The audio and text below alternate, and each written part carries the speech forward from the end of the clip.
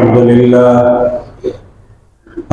لله نحمده ونستعينه ونستغفره ونؤمن به ونتوكل عليه ونعوذ بالله من شرور أنفسنا ومن سيئات أعمالنا من يهده الله فلا مضل له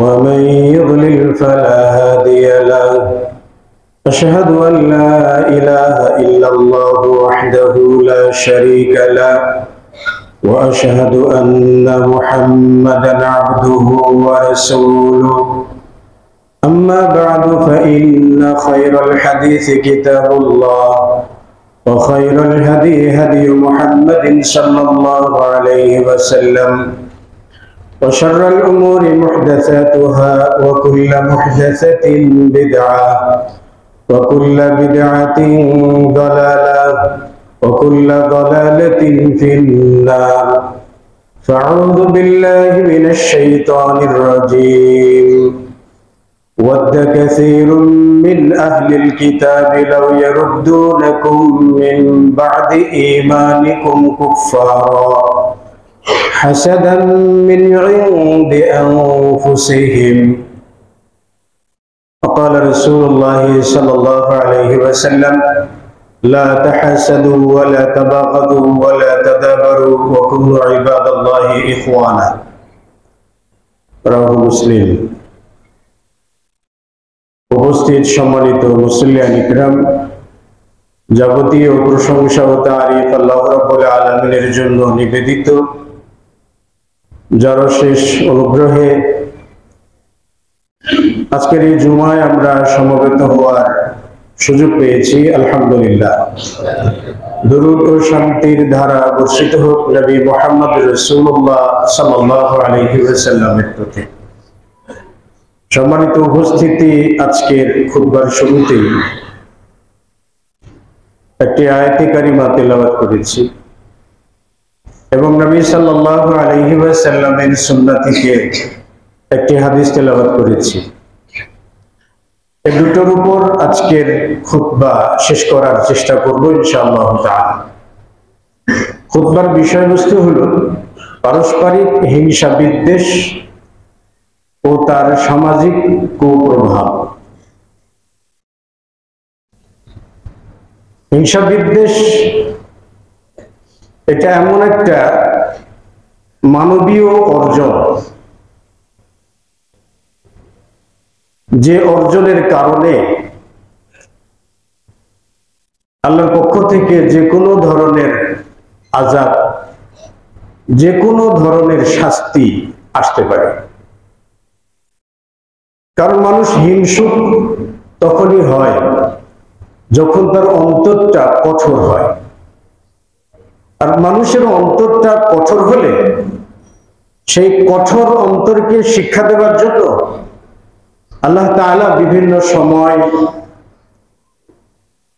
বিভিন্ন আলামত, বিভিন্ন নিদর্শন দিয়ে থাকেন।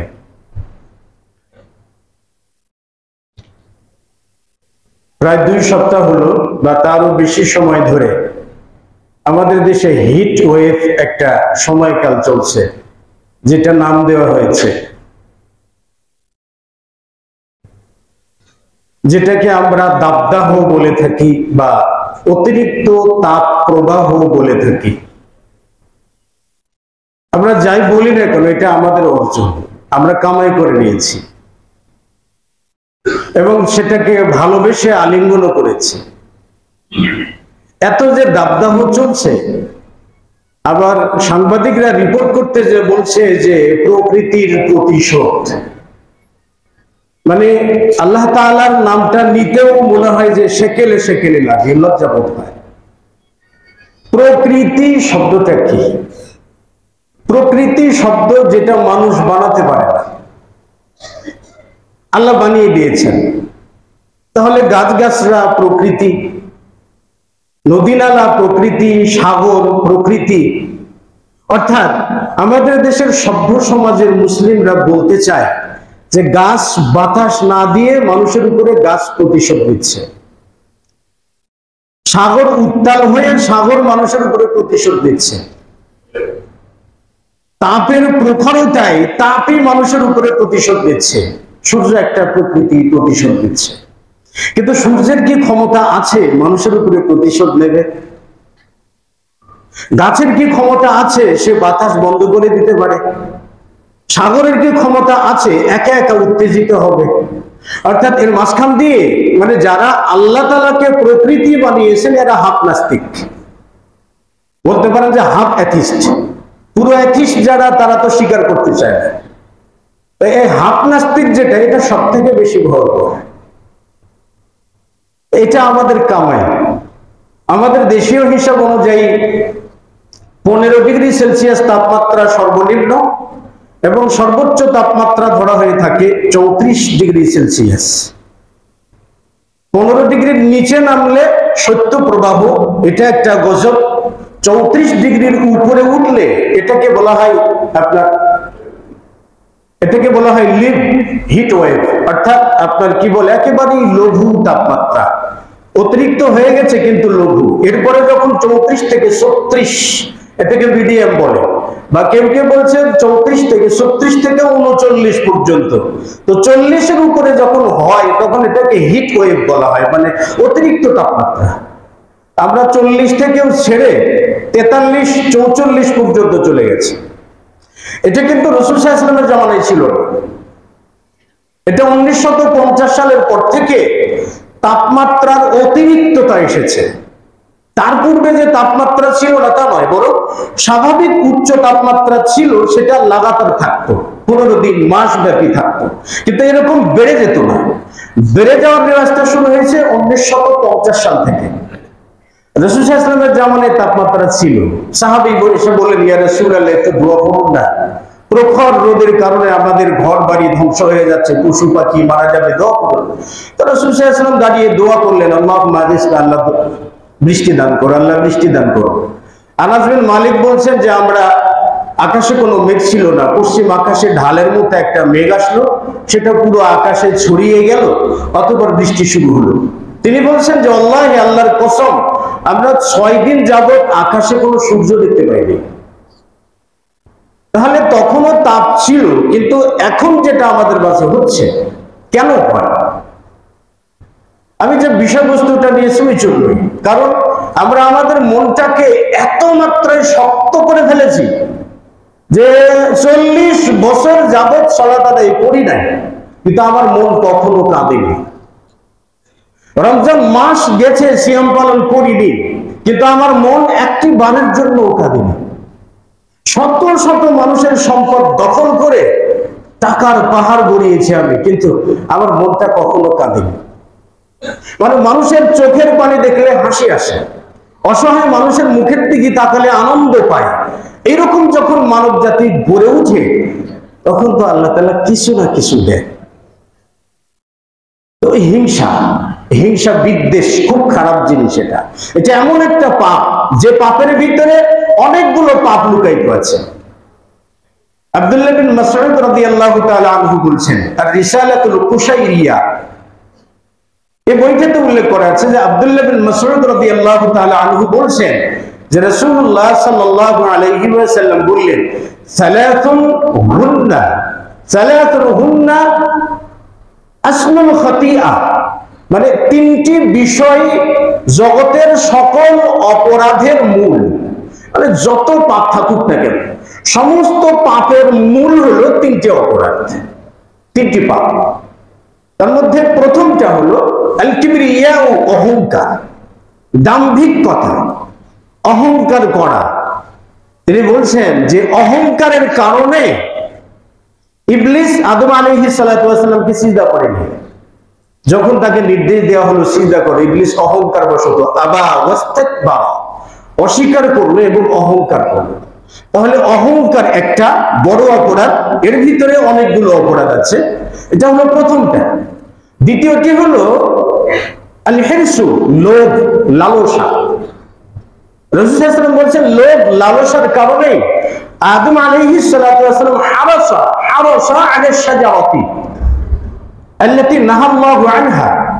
আদম আলাইহিস সালাতু ওয়াস সালাম সেই গাছের কাছে যেতে লোভী হয়ে পড়লো, যে গাছের কাছে যেতে আল্লাহ তাআলা নিষেধ করেছিলেন, আর এই লোভের কারণে তার পদস্খলনটা ঘটেছিল। আর 3 নম্বর যে অপরাধ সেটা হলো আল হাসাদ, হিংসা। হিংসার কারণে আদমের 2 ছেলে, এক ভাই আরেক ভাইকে হত্যা করেছে। এই 3টা মৌলিক অপরাধের ভিতরে জগতের সকল অপরাধ জুড়ে আছে। তো হাসাদ মানে কি? আসা যাক আমরা, হাসাদ মানে কি? হাসাদের সূচনা অনেক আগে থেকে। হাসাদ শব্দগত অর্থ হলো আইয়ারুর রাজুলু লিআখিহি নি'মাতান ফায়াতামান্না আন তাজুলা মিনহু।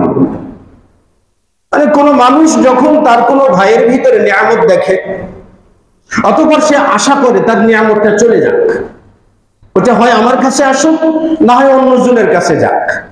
এটাকে বলে হাসাদ। ওয়াল গিবতাতু আল গবতু, গিবতা যেটা বলা হয় সেটা হলো আইয়ারা রাজুলু লিআখিহি নি'মাতান, কোন ব্যক্তি তার ভাইয়ের ভিতরে কোন নিয়ামত দেখেছে, নিয়ামত দেখার পরে ফায়াতামান্না মিথলুহা, তার নিয়ামতের অনুরূপ নিয়ামত পাওয়ার আশা করে থাকে, যে আল্লাহ তাআলা ওকে যে নিয়ামত দান করেছে সেটা যেন আমার হয়, আমাকেও দাও। তো আল্লাহ তাআলার তো অভাব পড়ে নাই। আরো যদি সহজ করে বলি, কোন গরিবের ছেলে যদি বিসিএস ক্যাডার হয়ে আসে, তাহলে তার প্রতিবেশী যদি ধনী বিত্তশালী হয়, কি যে হয়েছে, মানে কি যে হয়েছে বলাটার উদ্দেশ্য হলো ভেতরে হিংসার যন্ত্রণায় শুধু মরা বাকি আছে, শুধু মরাটা বাকি আছে। মানে তিনি জ্বলছেন তো জ্বলছেন হিংসার যন্ত্রণা। ক্লাসের ধরে নিন যে যার সিরিয়াল একেবারে নিচে, যে কোনো গণনার ভিতরে পড়ে না, সেই ছেলেটা একটা সময় বিসিএস করে ডক্টরেট করে ইউনিভার্সিটির প্রফেসর হলো, আর ক্লাসের যিনি ফার্স্ট বয় তিনি ধরে নিন যে ঠেলা গাড়ির চালক হলো, মাঝখানে যে পড়াশোনা বাদ দিয়ে এ আবার বিসিএস করে কি করবে, আমি ফার্স্ট বয় ছিলাম, গরমটা তো ওই জায়গায়। মানে হিংসা হচ্ছে কেন, বড় হবে কেন? একজন টিচার তার ছাত্রকে 2টা কাঠি দিয়েছে, সমান করে 2টা কাঠি দিয়েছে হাতে। বলো তো, একটা ছোট একটা বড়। একটা ছোট দেখবেন আমাদের শাহাদাত আঙ্গুলিটা ছোট, মধ্যম আঙ্গুলিটা বড়। এখন এই একটা ছোট কাঠি আর একটা বড় কাঠি দিয়েছে একটা ছাত্রের হাতে, দিয়ে বলছে বাবা বলো তো এটাকে সমান করবা কি করে এটাকে সমান করা যায়? এবং ছাত্র চট করে বলছে যে ওস্তাদ জি বা স্যার, যেটা বড় আছে না ওটাকে কেটে ফেলতে হবে, তাহলে তো সমান হয়ে যাবে। তখন টিচার বলছেন যে বাঙালির চিন্তা যদি এরকমই হয় তাহলে বাঙালি কোনোদিন সফলতা লাভ করবে। তখন ছাত্র বলছে যেটা ছোট আছে ওর পিছনে জোড়া দিলে কি লম্বা হবে না? দুটো থেকে সমান করা যাবে না লম্বা করে? বলে স্যার ঠিকই বলেছেন। হ্যাঁ ঠিক তো, লম্বা করা যাবে।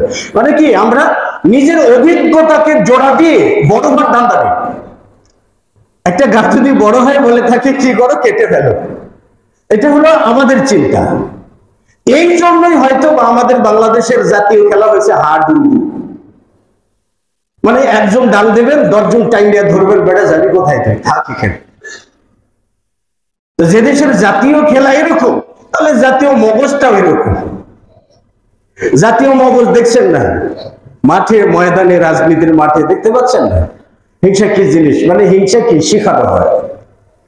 তো কোন ব্যক্তি যদি কারোর ভিতরে কল্যাণ দেখে, ভালো দেখে, তাহলে সে ভালোটা দূর হয়ে যাওয়ার কামনা করে, যে ওর ভিতরে ভালো থাকবে কেন, ও চলে যাক, ধ্বংস। এই কামনা করাটাকে বলে হাসাদ, হিংসা।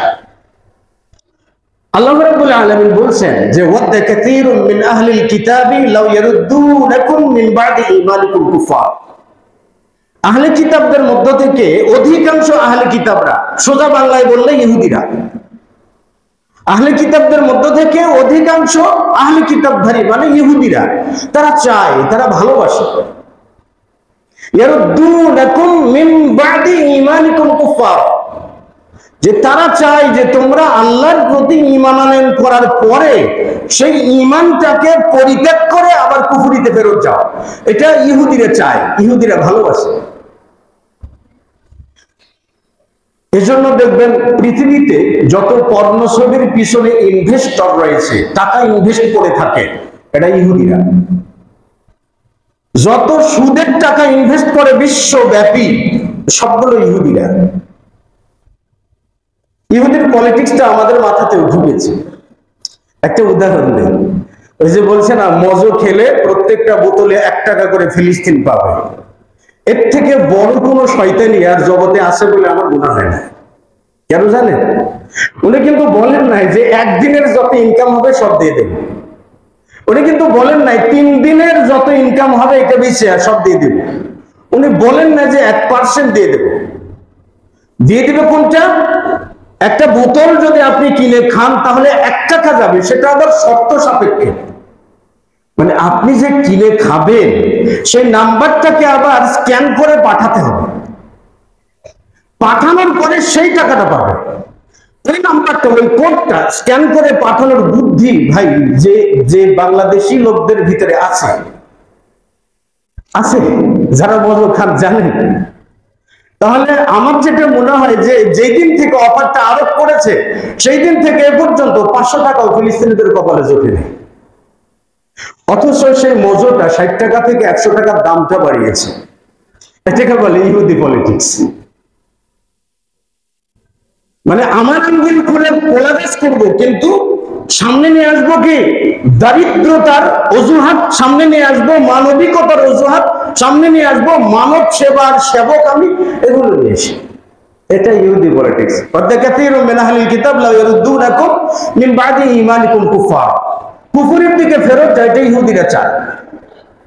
ফেরত দিতে চায় এই জন্য পর্নোছবির আমদানি, ফেরত দিতে চায় এর জন্য ইন্টারনেট ব্যবস্থার আমদানি, ফেরত দিতে চায় এর জন্য ইহুদি কালচারের আমদানি, ফেরত দিতে চায় এই জন্য আপনার মাথায় ঢুকে দিয়েছে মৌলবাদী। তারা আপনাকে ঈমান থেকে ফেরত নিয়ে ইহুদির মতো বানাতে চায়। এই জন্য আমার আপনার মগজে দিয়েছে কি একঘেয়েমি, এই কিছু শব্দ, মৌলবাদী, জঙ্গিবাদ, এরপরে আপনারা যে কি বলে ধর্মান্ধ কিছু শব্দ তাদের শেখানো। আর এই শব্দগুলোর মাধ্যমে মুসলিমদের ঈমান, চেতনা সবগুলোকে পকেটে ভরার ব্যবস্থা করেছে। কেন? হাসাদাম মিন ইনদি আনফুসিহিম, তাদের নিজেদের হিংসার কারণে। কোনদিন মুসলিমদেরকে তারা বরদাস্ত করতে পারেনি। পৃথিবীতে ইহুদি নামক একটা জাতি আছে, যে জাতিটা এ পর্যন্ত শত্রুকে চেনে না, আর যে জাতিটা জন্মলগ্ন থেকে তাদের মিত্রদেরকে মারে, আর যে জাতিটা সব থেকে হিংসুটে, আর যে জাতিটা যে থালে ভাত খায় সে থালেই পায়খানা করে, এক নাম হলো ইহুদি জাতি। কেন? তারা হিংসুক, অতিরিক্ত হিংসা করে, এই জন্য তারা লানত-প্রাপ্ত। এ পর্যন্ত ভূখণ্ড নেই। আমরা বাংলাদেশে বাস করি, একটা ভূখণ্ড আছে। 1971 সালে কি পেয়েছি না? ঘোষণা কিভাবে হয়েছে আল্লাহ আল্লাহ, ওটা আমাদের টেনশন না। কিন্তু পৃথিবীর যে কোনো জায়গায় যে বলতে পারি যে হ্যাঁ বাংলাদেশি, সর্বজন স্বীকৃত বাংলাদেশ নামক একটা অঞ্চল আছে। জন্ম থেকে পর্যন্ত ইহুদিরা বলতে পারে না আমাদের জায়গা কোনটা। অভিশাপ। কেন? অতিরিক্ত হিংসার কারণে সামনে আসছে। তো রাসূল সাল্লাল্লাহু আলাইহি ওয়াসাল্লাম এর জন্য বলছেন লা তাহাসাদু, তোমরা পরস্পর হিংসা করো না, ওয়ালা তাদাবারু, পিছনে লেগে থেকো না, ওয়াকুনু ইবাদাল্লাহি ইখওয়ানা, আল্লাহর বান্দা তোমরা ভাই ভাই হয়ে যাও। কেমন? ইয়াশুদ্দু বা'দুকুম বা'দা, যাতে পরস্পরকে আঁকড়ে ধরতে পারে। আল মুমিনুনা কাল বুনিয়ান, ইমানদার বান্দারা একটা ভিত্তির মতো, নিচে ইট বসায়, তার উপরে সিমেন্টের মশলা বসায়, তার উপরে আরেকটা ইট বসায়, তার উপরে সিমেন্টের মশলা বসায়, তার উপরে আরেকটা ইট বসায়।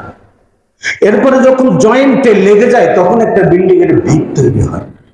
আর রাসূল সাল্লাল্লাহু আলাইহি ওয়াসাল্লাম বলেছেন আল মুমিনুনা কাল বুনিয়ান, ইমানদার সমস্ত ব্যক্তি ভিত্তির মতো জয়েন্টে জয়েন্টে লেগে যাবে। কিন্তু সেই ইমানদার ব্যক্তিদের মাঝে হিংসায় বুঁদ হয়ে আছে।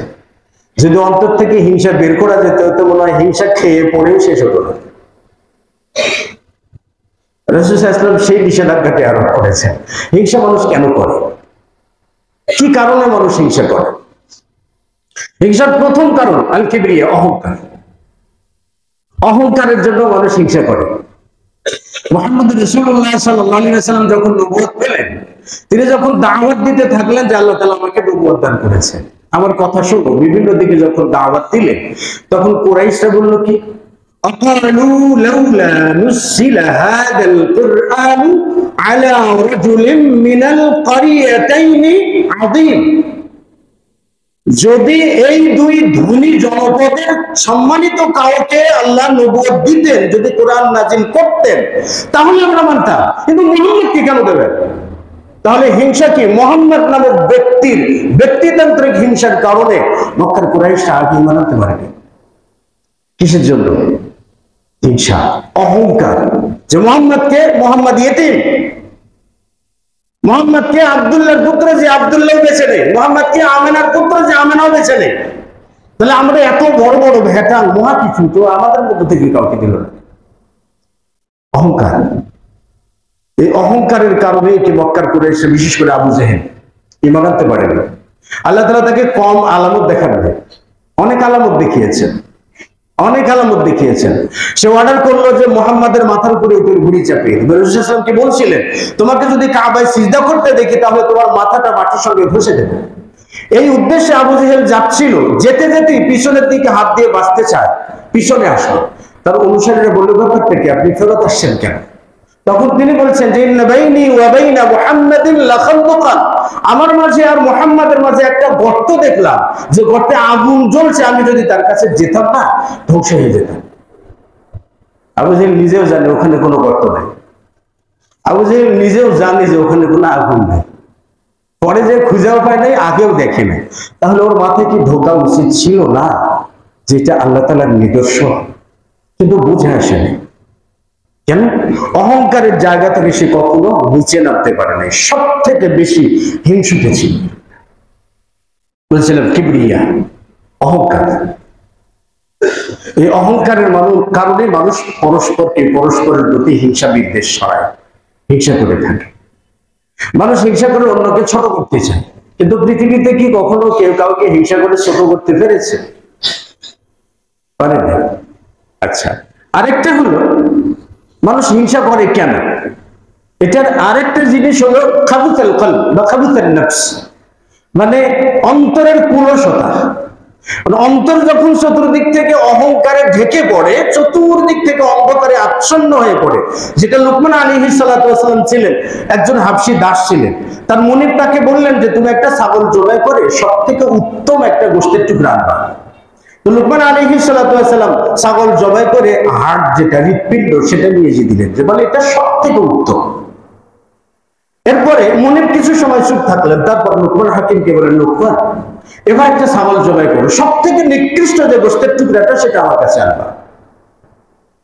লুকমান আলাইহিস সালাতু ওয়াস সালাম ছাগল জবাই করে ওই হৃৎপিণ্ডটাই তার কাছে নিয়ে আসলেন। এবার মুনিব বলছে, ব্যাপারটা কি, ভালো গোশতের টুকরা চাইলাম তুমি ওটাই দিলে, অন্তর দিলা, হাড় দিলা, হৃৎপিণ্ড দিলা, মন্দ গোশতের টুকরা চাইলাম ওটাই দিলা, ব্যাপারটা কি তোমার? লুকমান আলাইহিস সালাতু ওয়াস সালাম বললেন, আল কলবু ওয়ান নফসু, মানুষের নফস, এটা যদি ভালো হয়ে থাকে, হিংসা মুক্ত হয়ে থাকে, তাহলে পুরো বডির ভিতরে সব থেকে শ্রেষ্ঠ অঙ্গটা হলো এটা। আর যদি এটাই মানুষের খারাপ হয়ে থাকে, তাহলে পুরো বডির ভিতরে সব থেকে নিকৃষ্ট অঙ্গটাই হলো এটা। ইদা সালাহাত সালাহাতিল জাসাদু কুল্লুহু, অন্তরটা যখন সুস্থ থাকে তখন পুরো বডিটা ভালো থাকে। অন্তরটা যখন খাবুস হয়ে যায় তখন তার পুরো বডিটা খারাপ হয়ে যায়। তাহলে মানুষের অন্তর যখন খারাপ, তখন মানুষ হিংসা করে, পরস্পরের প্রতি হিংসা বিদ্বেষ ছড়ায়। মুহাম্মদ রাসূলুল্লাহ সাল্লাল্লাহু আলাইহি ওয়াসাল্লামের ওই নিষেধাজ্ঞাটা তখন তার মনে পড়ে না। আল্লাহ সুবহানাহু ওয়া তাআলার ওই নিষেধাজ্ঞাটা তখন তার মনে পড়ে না। হিংসুকের আরেকটা পরিচয় আছে, সেটা হলো আত-তানাফুসু ফিদ দুনিয়া, দুনিয়ার ব্যাপারে প্রতিযোগী। বলে দুনিয়ার ব্যাপারে কোনো কম্প্রোমাইজ নাই, যে কোনো মূল্যে দুনিয়া কামাতে হবে। রাসূল সাল্লাল্লাহু আলাইহি ওয়াসাল্লাম ওটাই বলছেন, লান ফাকরা আখশা আলাইকুম, তোমরা গরিব হয়ে যাবে এই আশঙ্কা আমি করি না, যে পেটে ভাত যাবে না, খাবার যাবে না, খেতে পারবে না, সব থেকে দারিদ্র হয়ে যাবে এই আশঙ্কা আমি করি না। ওয়ালাকিন আখশা আন তুবসাত আলাইকুমুদ দুনিয়া, বরং আমি আশঙ্কা করি দুনিয়াকে তোমাদের উপরে বিস্তার করে দেওয়া হবে।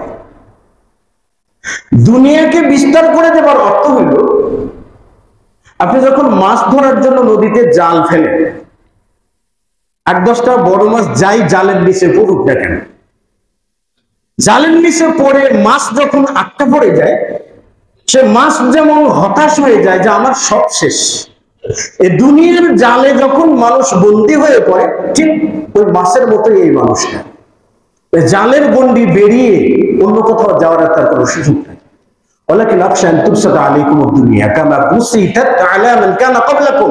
যেমন তোমাদের পূর্ববর্তী ইহুদিদের মাঝে দুনিয়ার বিস্তার ঘটে দেওয়া হয়েছে। এর ফলে কি ইহুদিরা যেমন দুনিয়ার জন্য প্রতিযোগিতায় লিপ্ত হয়েছে, তোমরাও দুনিয়াতে প্রতিযোগিতায় লিপ্ত হবে। দুনিয়া কামাইয়ের জন্য প্রতিযোগী। তাহলে দুনিয়া কামাইয়ের জন্য যখন প্রতিযোগিতায় লিপ্ত হবে, তখন আমি দেখবো যে আমার ব্যবসায়িক পার্টনার জাকাত না দিয়ে অনেক টাকার মালিক হয়ে যাচ্ছে। আমি চিন্তা করবো, দূর, আমি কেন জাকাত দিতে যাব? আমি কেন জাকাত দিতে যাব? জাকাত দেবো না। মানে মাঝখানে এসে গেল হিংসা। ও যদি দেয় না তো আমি দেবো কেন? ও যদি 50 লাখ টাকার মালিক হতে আমাকে 60 লাখ টাকার হতেই হবে, 50 কোটির হলে আমাকে 60 কোটি টাকার মালিক হতেই হবে। এই যে মাঝখানে।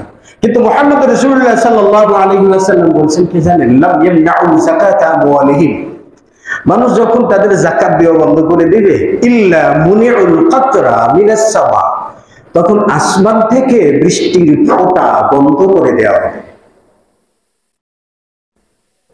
যখন মানুষ যাকাত দেওয়া ছেড়ে দেবে, তখন আসমান থেকে বৃষ্টির ফোঁটা বন্ধ করে দেওয়া হবে।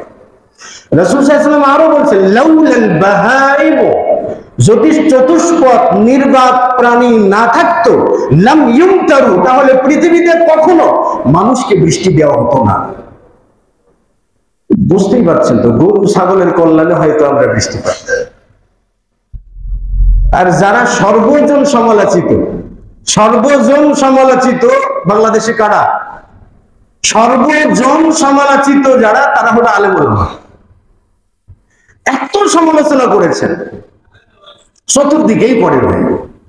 যারা কৃষক, যারা মূর্খ মানুষ, তারা আলেম ওলামাদেরকে ফতোয়া দিয়ে বলে কি জানেন, বলে মৌলবীদের থেকে আমরা আগে জান্নাতে যাব। মানে হয়তো বা কোনো সাহাবী ওকে আগে দিয়ে দিয়েছে, আল্লাহ তাআলা ওই জানে। তাহলে এটাতে মূর্খরা ফতোয়া। আবার দেখবেন যে যারা শিক্ষিত মানুষ, জেনারেল শিক্ষায় শিক্ষিত হয়েছেন, তারা আবার তাদের ভিতরে যারা হাফ নাস্তিক বা ফুল নাস্তিক, তারা বলে মৌলবাদী, তারা বলে জঙ্গি, আবার তারা বলে কি কঠোর ধর্মান্ধ, এরকম করে অভিযোগ করে। আবার জেনারেল শিক্ষিত কিছু ভাইরা দিনের ভিতরে এসেছেন, তারা বলে থাকে মৌলবীদেরকে দিয়ে কিছু হবে না। এক ভাই বলছিলেন যে প্রবাসীরা বাংলাদেশের সালাফিয়াতের জন্য যে কাজটা করেছে, বাংলাদেশের আহলে হাদিস সংগঠনগুলো 100 বছরেও তা পাবে না। কনফিডেন্স দিয়েছেন, অথচ আহলে হাদিস নামটা শিখছেন কোত্থেকে? মৌলবীদের মুখ থেকে বের হলে সারা জীবনে শুনতেনও না, জানতেনও না। একটিও তো কৃতজ্ঞতা বললে বলছিলাম, সর্বজন সমালোচিত যে ব্যক্তিগুলা যখন দেখে যে কাঠখড়টায় সবকিছু ধ্বংস হয়ে যাচ্ছে, ওই লোকগুলো আল্লাহ তাআলার কাছে দোয়া করে বলে, আল্লাহ জাতিকে মাফ করে দাও। জাতি বোঝে না, আল্লাহ জাতিকে বৃষ্টি দাও। তাদের কল্যাণে, তাদের দোয়ায় এবং চতুষ্পদ জন্তুদের প্রতি অনুগ্রহ করে আল্লাহ সুবহানাহু ওয়া তাআলা বৃষ্টি দেন। যখন বৃষ্টি হয়ে যাবে, পরিবেশ শান্ত হবে, তখন আবার কিছু বক্তার বক্তব্য বের হবে, বলে কঠোর দাবদাহের জন্য আমাদের শতভাগ প্রস্তুতি ছিল। দাবদাহের প্রস্তুতি নেওয়া যায়, বলে ঝড় বৃষ্টিরও প্রস্তুতি ছিল। ঝড় বৃষ্টি হবে আকাশ থেকে, আর আপনি এখানে লাঠি দিয়ে প্রস্তুতি নেবেন যে শেষ করে দেব না। অর্থাৎ আমাদের চিন্তা চেতনায় ধর্ম থেকে দূরে সরে যাওয়ার সবগুলো পরিকল্পনা করে ফেলেছে। কেন? কারণ কালচারটা চর্চা হয় আমাদের ইহুদিদের কালচার। তো সম্পদের প্রতি যখন আমরা লোভী হয়ে পড়ি, তখন আমরা হিংসিত হয়ে পড়ি। যখন ঈমান বিতাকদীর, তাকদীরের প্রতি দুর্বল ঈমান আমাদের, যত কথাই বলে না কেন। ভাগ্যের প্রতি যদি ঈমান থাকে, তাহলে কি আমরা বলবো ছেলেদেরকে, তোর বয়স হয়েছে তো কি হয়েছে, তুই বিয়ে করে বউকে কি খাওয়াবো? বলতাম কি, মানে আমার পরিবারে আমার সন্তানকে হিংসা করে, কেন তুই আমার খাবি কেন? তুই বিয়ে করে কি খাওয়াবি, মানে কি তুই বিয়ে করে আমার খাবি কেন? তোর বউ আমার খাবার খাবি কেন? মানে তাকদীরের প্রতি বিশ্বাস। যে মেয়েটাকে পুত্রবধূ করে ঘরে আনছে, ও মেয়েটা কি বিয়ের সময় কপালটাকে খুলে তার বাড়িতে রেখে আসবে, নাকি আপনার বাড়িতে নিয়ে আসবে? আপনি অভাবী, ওই মেয়ের নসিবে যদি আল্লাহ তাআলা ধনাঢ্য তালিকা থাকে, আপনি তো ধনী হয়ে যাবেন না? ধনী হয়ে যাবেন। এই যে কারণ তাকদীরের প্রতি ঈমান আমাদের দুর্বলতা রয়েছে। আল্লাহ সুবহানাহু ওয়া তাআলা বলেন, রাসূল সাল্লাল্লাহু আলাইহি ওয়াসাল্লাম বলেন, কাতাবাল্লাহু মাকাদিরাল খালকি ক্বাবলা কাতাবাল্লাহু মাকাদিরাল খালায়েকি ক্বাবলা আন ইয়াখলুকাস সামাওয়াতি ওয়াল আরদি বি50,000 সানা। মানে আসমান জমিন সৃষ্টির 50,000 বছর আগে আল্লাহ তাআলা আমার আর আমার তাকদীর লিপিবদ্ধ করে রেখে দিয়েছে। আমি কি খাবো, কি পরবো, টেনশন তো আমার না, তিনি তো বন্দোবস্ত করে রেখে দিয়েছেন। সবসময়ের জন্য মনে রাখা জরুরি যে আমার নসিবে যে রিজিকটা আছে সে রিজিকটা অন্য কেউ পাবে না। অন্য কেউ যে রিজিকটা ভক্ষণ করছে সেটা আমার জন্য ছিল না, আমার জন্য থাকলে সে পাইতো না। আল্লাহ তাআলা তো রিজিক নির্ধারণ করে দিয়েছেন। আব্দুল্লাহ বিন আব্বাস রাদিয়াল্লাহু তাআলা আনহুমাকে রাসূল সাল্লাল্লাহু আলাইহি ওয়াসাল্লাম নসিহত করে বলছিলেন, ইয়া বুনাই, হে বৎস, ইহফাদিল্লাহ ইহফাদুকা, তুমি আল্লাহকে সংরক্ষণ করো। সব সময় মনে রাখো আল্লাহকে সংরক্ষণ করার অর্থ কি? সুবহানাল্লাহ সুবহানাল্লাহ না, জিকির মানে কি? জিকির মানে স্মরণ করা। মানে আমি সুদ খেতে যাব, মাথায় চিন্তা যাবে সুদ তো খেতে যাবো, আল্লাহ দেখছেন তো। তাহলে বিবাহের জন্য আমি যৌতুকের ধ্যান ব্যবহার করবো, সেখানেও মনে হবে যে আল্লাহ তাআলা তো দেখছেন, এটা তো হারাম। আমি যখন টেবিলের নিচ দিয়ে ঘুষ নিতে যাব তখনও মনে হবে যে আল্লাহ তাআলা আছেন, তিনি দেখছেন, সবকিছু দেখেন। আমি যখন হারাম উপার্জন করতে যাব তখন মনে হবে যে আল্লাহ তাআলা আছেন। সবসময় আল্লাহকে জিকির করা, স্মরণ করা। ইহফাদিল্লাহ ইহফাদুকা, ইহফাদিল্লাহ তাজিদুহু তুজাহাক। আল্লাহকে স্মরণ করো, আল্লাহ তাআলাকে তোমার সামনেই পাবে। সামনেই পাবে মানে তোমার কি প্রয়োজন, যে কোনো প্রয়োজনে ডাকবে আল্লাহ তাআলা তোমার ডাকে সাড়া দেবে। আল্লাহ বলছেন উদউনি আস্তাজিবু লাকুম, ডাকো, ডাকে সাড়া দেব। এরপর রাসূল সাল্লাল্লাহু আলাইহি ওয়াসাল্লাম আব্দুল্লাহ বিন আব্বাস রাদিয়াল্লাহু তাআলা আনহুকে বললেন যে ইদা সাআলতা ফাসআলিল্লাহ, যখন চাইবে আল্লাহর কাছে চাইবে। ওয়া ইযা ইসতাআনতা ফাসতাইন বিল্লাহ, সাহায্য চাইলে আল্লাহর কাছে চাও।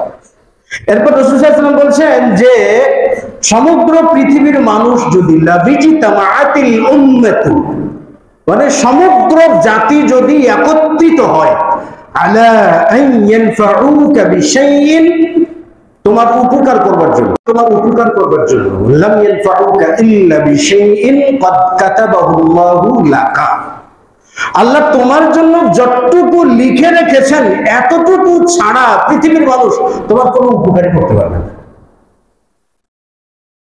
লাউ ইজতামাআতিল উম্মাহ, সমগ্র উম্মাহ যদি একত্রিত হয় তোমার ক্ষতি করবার জন্য, তাহলে তোমার ততটুকুই ক্ষতি করতে পারবে যতটুকু তোমার নসিবে লেখা আছে।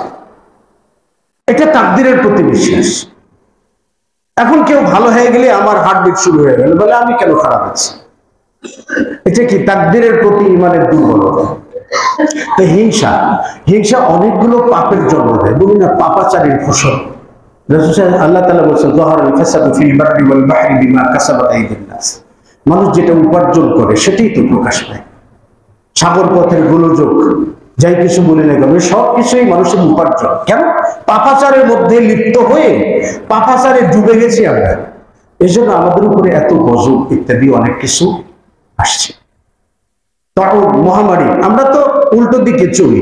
উল্টো দিকে চলি বলতে ঘর থেকে বের হবেন না, ছাতা নিয়ে বের হবেন, পানি খাবেন ইত্যাদি ইত্যাদি অনেকগুলো আমরা স্বাস্থ্যগত টিপস মানুষকে দিয়ে দিই।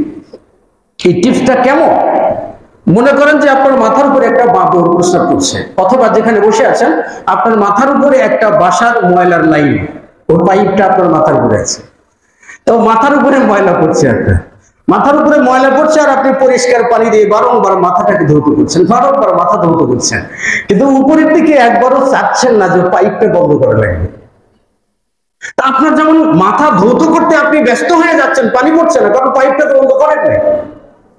তো বর্তমান সমাজের সচেতনতাটা হলো এরকম, উপর থেকে গজব পড়েছে পড়ুক, আমরা পানি দিয়ে ঠিকঠাক করে দেবো, প্রস্তুতিটা ঠিকঠাক করে দেবো। গজব থেকে বাঁচতে কি করা লাগবে? আমাদের অন্তর থেকে হিংসা ঝেড়ে ফেলতে হবে। দেখুন, হিংসা মানুষের কোনো উপকার করে না। হিংসা এমন একটা জিনিস, হিংসা এমন একটা কাজ যে কাজের কারণে সর্বপ্রথম হত্যাকাণ্ড সংঘটিত হয়েছে। সর্বপ্রথম হত্যাকাণ্ড ঘটেছে হিংসার কারণে। আতলু আলাইহিম নাবা ইবনি আদম বিল হক إذ قرب قربانا فتقبل من أحدهما ولم يتقبل من الآخر। আদম আলাইহিস সালাম তার ছেলেদেরকে বললেন কুরবানি করো, একজনেরটা কবুল হইল আর একজনেরটা হইল না।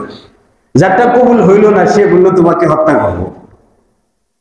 যারটা কবুল হয়ে গেল তিনি বললেন যে ইন্নামা ইয়াতাকাব্বালুল্লাহু মিনাল মুত্তাকিন, আল্লাহ কুরবানি তো তাকওয়াবানদের পক্ষ থেকে কবুল করে নেয়।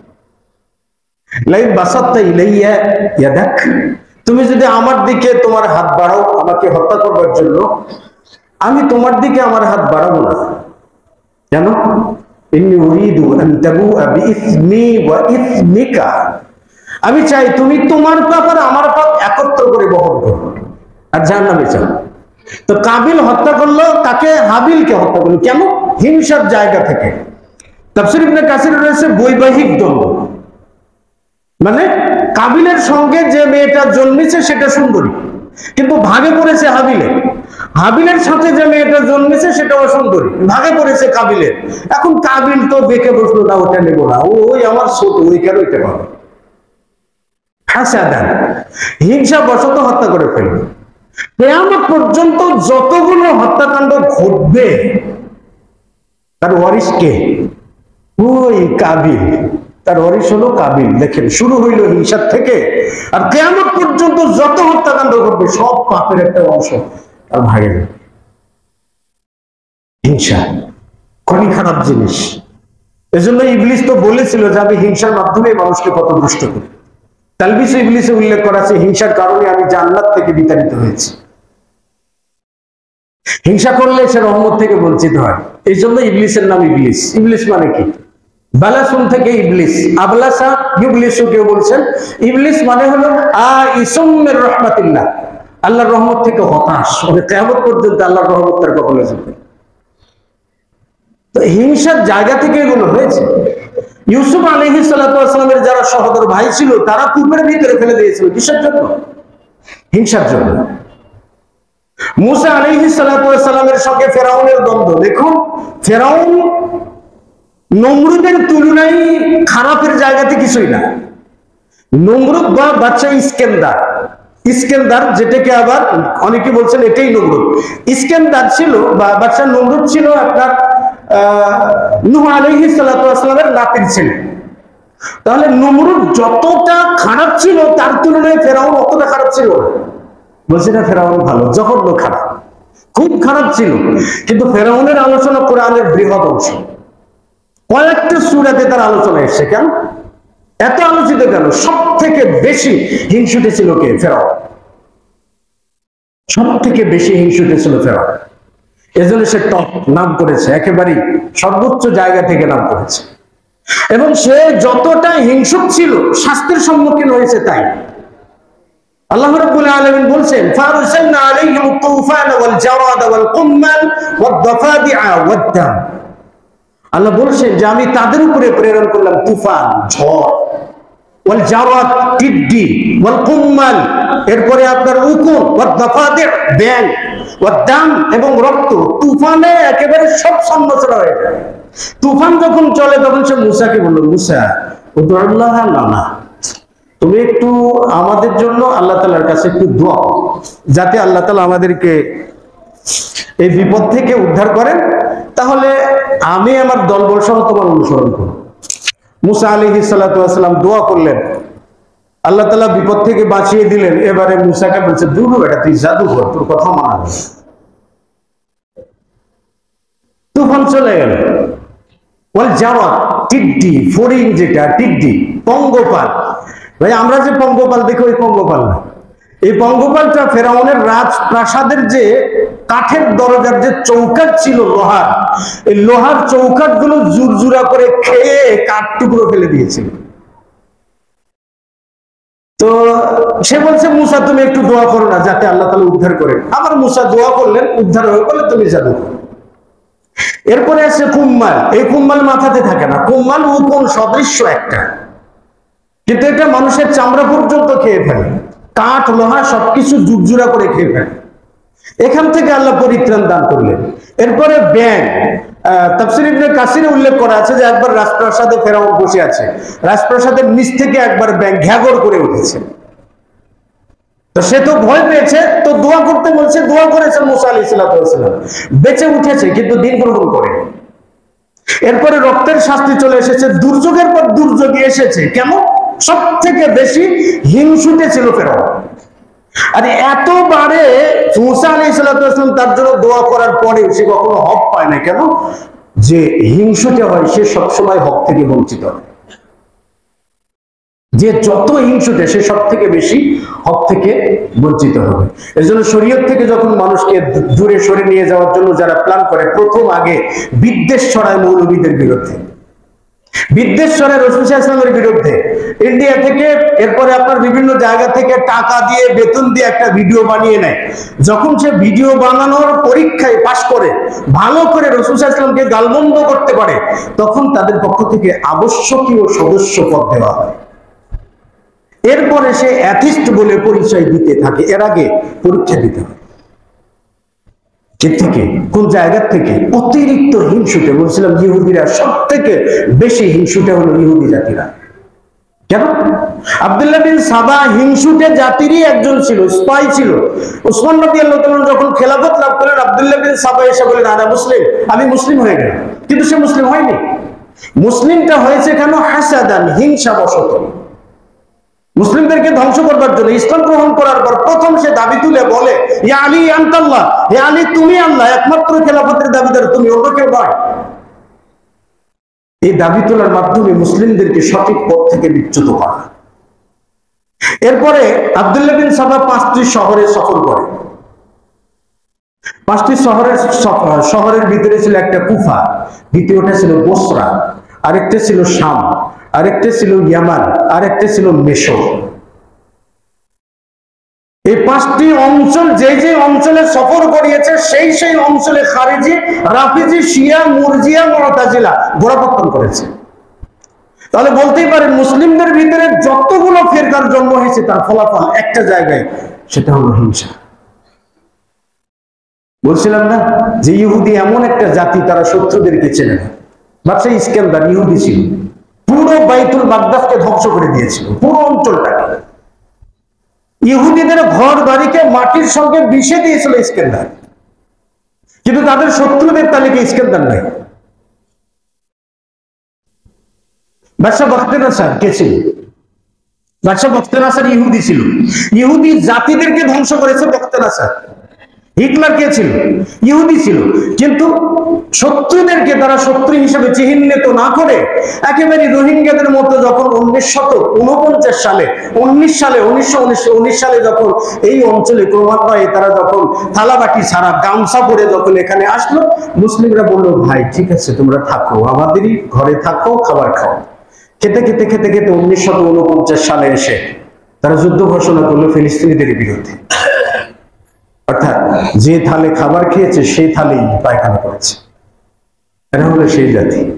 তো যতগুলো ফিরকা দেখেন, এই জন্য রাসূল সাল্লাল্লাহু আলাইহি ওয়াসাল্লাম বলেন তাফাররাকাতিল ইয়াহুদু, ইহুদিরা ফিরকায় বিভক্ত হয়েছে, 71টা ফিরকায় বিভক্ত হয়েছে। নাসারার 72টা ফিরকায় বিভক্ত হয়েছে। আর আমার উম্মতরা হবে 73টা ফিরকায়। পুরস্কার হিসেবে ইহুদিরাই দিয়েছে। খারেজিরা ইহুদিদের প্রোডাক্ট, শিয়ারা ইহুদিদের প্রোডাক্ট। এই জন্য ইহুদিদের থেকেও এরা হিংসুটে। ওই কোন জায়গায় হিংসা থাকে জানেন? রাসূল সাল্লাল্লাহু আলাইহি ওয়াসাল্লাম একবার একটা বাগানে প্রবেশ করেছেন, একটা পাহাড়ে উঠেছেন, উহুদ পাহাড় কাঁপতেছিল। রাসূল সাল্লাল্লাহু আলাইহি ওয়াসাল্লাম পা দিয়ে গুড়ি দিয়ে বললেন, থেমে যাও, কারণ ফাইন্না আলাইকা নাবিয়্যুন ওয়া সিদ্দীকুন ওয়া শাহিদান, থেমে যাও, তোমার উপর একজন নবী, একজন সিদ্দিক রয়েছে এবং শহীদ রয়েছে। অর্থাৎ যাদেরকে জান্নাতি বললেন মুহাম্মদুর রাসূলুল্লাহ, আর তাদের কালিমা কি? আশহাদু আল্লা ইলাহা ইল্লাল্লাহ ওয়া আন্না মুহাম্মাদুর রাসূলুল্লাহ। এরপর ওয়া আন্না আলিয়ান খলিফাতুল্লাহ ওয়া আন্না হাফসাতা ওয়া আয়েশাতা ওয়া উসমানা ওয়া উমারা হুম মিন আহলিন নার। ভাইরে, রাসূল সাল্লাল্লাহু আলাইহি ওয়াসাল্লাম যাদেরকে জান্নাতি বললেন তারা বলছে তারা জাহান্নামে। মানে তাদের কালিমা বিশুদ্ধ হবে না আয়েশাকে জাহান্নামী না বলা পর্যন্ত। এতটা হিংসুটার জাতি হতে পারে? ভাই কিছু সস্তা সেন্টিমেন্টের লোক আছে, ইরান আপনাদের 14 গোষ্ঠীকে উদ্ধার করে দেবে। আপনি ইতিহাস ঘেটে দেখেন, পারস্য কখনো ইসলামের উপকারে আসেনি। পারস্য ইসলামের ইতিহাসে কখনো 2 পয়সার জন্য মুসলিমদের উপকারে আসেনি, বরং পারস্যের বিরুদ্ধে মুহাম্মদুর রাসূলুল্লাহ রোমকে কাজে লাগিয়েছে। ইতিহাসে পুরো ইসলামের ইতিহাস ঘেটে দেখবেন কখনো আজকেও ইরানের ইস্পাহান নগরীতে 35,000 ইহুদি রয়েছে যারা দাজ্জালের স্পেশাল ফোর্স হবে, এবং শত শত গির্জা প্যাগোডা সেখানে নিজ রাষ্ট্রীয়ভাবে তৈরি করে দেওয়া হচ্ছে। আপনারা স্বপ্নের জায়গাতে বাস করেন, আমাদের বুঝটা হলো কি সস্তা বাস। এই হিংসুটে জাতি কখনো আপনার কাঁদে ভাই। হিংসা সব থেকে বড় অপরাধ, সব থেকে বড় অপরাধ। তো আল হাসাদুল মাযমুম, আমরা এতক্ষণ যে আলোচনা করলাম আল হাসাদুল মাযমুম, নিন্দনীয় ঘৃণিত হিংসা। হিংসার অপর পিঠ আছে, সেটা হলো রিদ্দ। মুহাম্মদ রাসূলুল্লাহ সাল্লাল্লাহু আলাইহি ওয়াসাল্লাম বলছেন যে আল মুতাহাব্বুনা বিজালালি, আল্লাহ তাআলা বলছেন কিয়ামতের দিন যারা আমার জালালত মানে আমার জন্যই পরস্পরকে ভালোবাসে তাদের জন্য মিম্বার থাকবে। সেই মিম্বার দেখে ইয়াগবিতুহুমুল আম্বিয়া ওয়া শুহাদা, নবীগণ এবং শহীদগণ ঈর্ষান্বিত হবেন, হায়রে এদের জন্য যে বিশাল মিম্বার হয়েছে, আমাদের জন্য যদি এটা থাকতো। তাহলে হিংসার জায়গা থেকে সরে এসে ঈর্ষণীয় হওয়া যায়। যাচ্ছে রাসূল সাল্লাল্লাহু আলাইহি ওয়াসাল্লাম আপনার রুতবা বিন আমির, মুগীরা বিন শুরবা রাদিয়াল্লাহু তাআলা বলছেন নবী সাল্লাল্লাহু আলাইহি ওয়াসাল্লাম একবার তাবুক যুদ্ধে গেলাম, নবী সাল্লাল্লাহু আলাইহি ওয়াসাল্লামের সঙ্গে সহিহ বুখারীতে এসেছে। তাবুক যুদ্ধে রাসূল সাল্লাল্লাহু আলাইহি ওয়াসাল্লাম ওখান থেকে একটু দূরে গেলেন তার প্রয়োজন সারবার জন্য। আমি একটা পাত্র নিয়ে গেলাম তার সাথে সাথে। তো পাত্র নিয়ে যখন তার সাথে সাথেই চলে গেলাম, তিনি হাজত সেরে পানি খরচ এবং ওযু টযু করে আসলেন তাবুতে। তাবুতে এসে দেখছেন যে হুম ইউসাল্লু, তারা সকলেই সালাতে দাঁড়িয়ে গেছে, তারা সকলেই দাঁড়িয়ে গেছে, আব্দুর রহমান বিন আওফের নেতৃত্বে দাঁড়িয়ে গেছে। তো রাসূল সাল্লাল্লাহু আলাইহি ওয়াসাল্লাম আব্দুর রহমান বিন আওফের মুক্তাদি হয়ে সালাতে দাঁড়ালেন। এক রাকাত পেয়েছেন আর এক রাকাত ছুটে গেছে। আব্দুর রহমান বিন আওফ যখন সালাম ফিরেছেন তখন নবী সাল্লাল্লাহু আলাইহি ওয়াসাল্লাম এক রাকাত পড়ার জন্য দাঁড়িয়েছেন। আব্দুর রহমান বিন আওফ বলছেন যে রাসূল সাল্লাল্লাহু আলাইহি ওয়াসাল্লাম যখন মুক্তাদি হয়েছেন দেখে আমরা ভয় পেয়ে গেলাম, এই জন্য বেশি করে তাসবিহ তাহলিল পড়া শুরু করে দিলাম। যখন নবী সাল্লাল্লাহু আলাইহি ওয়াসাল্লাম সালাত শেষ করলেন, এসে আমার কাছে এসে বলেন আহসানতুম ওয়া আসাবতুম, তোমরা উত্তম কাজ করেছো এবং তোমরা সঠিক সুন্নাতে পৌঁছেছো। কেন? ইয়াগবিতুহুম তুসাল্লুস সালাত আলা ওয়াক্তিহা, অর্থাৎ মুহাম্মদুর রাসূলুল্লাহ তোমাদের আমলে ঈর্ষান্বিত হন, কারণ তোমরা আউয়াল ওয়াক্তে সালাত আদায় করেছো। তাহলে হিংসা নয়, ঈর্ষা করুন, আল্লাহ অমুককে এত দিয়েছে, আল্লাহ আমাকেও দাও, ওর মতোই দাও। কারণ হিংসা তো ইহুদি জাতিরা করে, সর্বপ্রথম জন্ম দিয়েছে ইহুদিরা, এই হিংসা বিদ্বেষ জন্ম দিয়েছে ইহুদিরা। এই জন্য ইসলামের ভিতরে এতগুলো ফেরকা। আবু জেহেল ছিল, হিংসা করত। এরপরে আবু জেহেলের পরবর্তী সময় এবং পূর্বাপর যতগুলো সময়কাল আছে, সব থেকে বেশি হিংসুটে জাতি যারা ছিল তারা যুগে যুগে রহমত থেকে বঞ্চিত হয়েছে, আল্লাহ রহমত থেকে যুগে যুগে বঞ্চিত হয়েছে। যেমন ইবলিস রহমত থেকে বঞ্চিত হয়েছে, কাবিল সারাটা জীবন সে পাপ বহন করতে হবে, অন্যজন হত্যা করলেও তার পাপটাও তাকে বহন করতে হবে। ফেরাউন সেও লাঞ্ছিত বঞ্চিত, সর্বদিক থেকেই কি রহমত থেকে বঞ্চিত হয়েছে। আবু জেহেল অহংকার আর হিংসার জন্য দিন গ্রহণ করতে পারে না, দাম্ভিকতা ছাড়তে পারে না। তা দেখবেন যতগুলো হিংসুক ছিল, হিংসার ফলাফল কখনো ভালো হয় না, এবং হিংসা করে কখনো আপনি নিজেও ভালো থাকতে পারবেন না। কেন? আপনার হিংসা হবে তো আপনার হার্টবিট বাড়বে, আপনার হিংসা হবে আপনার ব্লাড প্রেশার বাড়বে। হিংসা করতে করতে করতে করতে একটা সময় কখন যে ভাতের সমতুল্য আপনার ঔষধ হয়ে যাবে আপনি নিজেও বুঝতে পারবেন না। ওটা জন্ম হয়েছে হিংসা থেকে। বলছিলাম হিংসা নয়, কারণ হিংসার আগুনে আপনি শেষ হবেন, কিন্তু যার জন্য হিংসা করছেন সে যতক্ষণ পর্যন্ত প্রতিবাদ না করবে ততক্ষণ কিছুই হয়। এই জন্য রাসূল সাল্লাল্লাহু আলাইহি ওয়াসাল্লাম বলছেন যে লা হাসাদা ইল্লা আলা ইসনাইন, দুটি বস্তু ছাড়া কোনো হিংসা বিদ্বেষ নেই। আর লা তাহাসাদু, তোমরা পরস্পরের প্রতি হিংসান্বিত হও না, হিংসা বিদ্বেষী হও না। মুহাম্মদ রাসূলুল্লাহ সাল্লাল্লাহু আলাইহি ওয়াসাল্লামের নির্দেশ, কিন্তু আজকে আমাদের মধ্যে এত হিংসা কেন ভাই? সন্তান কখনো বাবাকে গ্রহণ করতে জানেন না, সন্তান বাবার জন্য বরাদ্দ করে রেখে আসেন বৃদ্ধাশ্রম, ভাই ভাইকে গ্রহণ করতে পারেন না, ভাই ভাইকে হত্যা করেন, প্রতিবেশী তার প্রতিবেশীর ছোট্ট মেয়েকে পর্যন্ত ধর্ষণ করে হত্যা করেন। এখন কি আমরা মানুষ আছি? আমাদের ভিতরে কি মানবিকতা বলতে কিছু আছে? আমাদের জন্য বৃদ্ধাশ্রম কেন? মুসলিমদের মাঝে তো বৃদ্ধাশ্রম থাকে না, থাকার কথা নয়, আজকে যেটা আছে ভবিষ্যতে আরো বাড়বে। কারণ আমরা পারস্পরিক আমানতদারিতা নষ্ট করে দিয়ে হিংসার রাজ্য কায়েম করে ফেলেছি। আমরা যত হিংসুটে হব তত আল্লাহর গজব আমাদের উপর পতিত।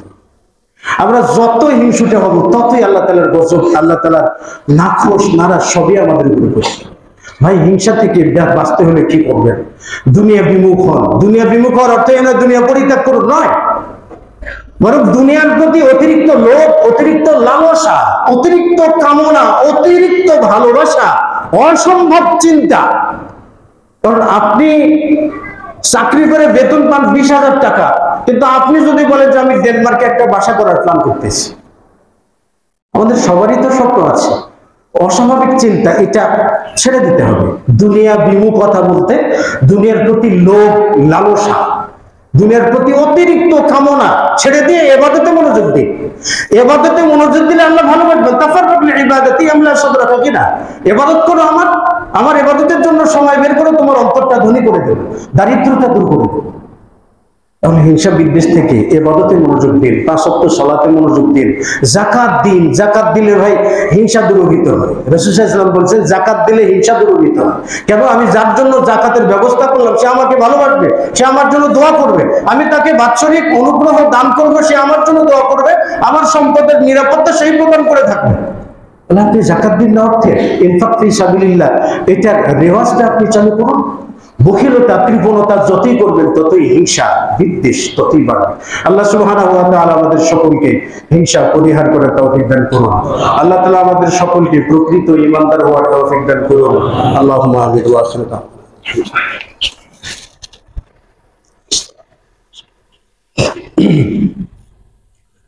আলহামদুলিল্লাহি রাব্বিল আলামিন ওয়াস সালাতু ওয়াস সালামু আলা নাবিয়িনা মুহাম্মদ ওয়া আলা আলিহি ওয়া সাহবিহি আজমাইন ওয়া বা'দ।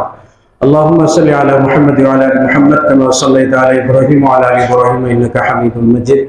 اللهم بارك على محمد وعلى ال محمد كما باركت على ابراهيم وعلى ال ابراهيم انك حميد مجيد. اللهم اعز الاسلام والمسلمين، اللهم لعن الكفرة والمشركين. ربنا افرغ علينا الصبر وتوفنا مسلمين. ربنا افرغ علينا الصبر وتوفنا مسلمين. ربنا اتنا في الدنيا حسنة وفي الآخرة حسنة وقنا عذاب النار. اذهب الباس رب الناس واشف انت الشافي لا شفاء الا شفاؤك شفاء لا يغادر سقما. لا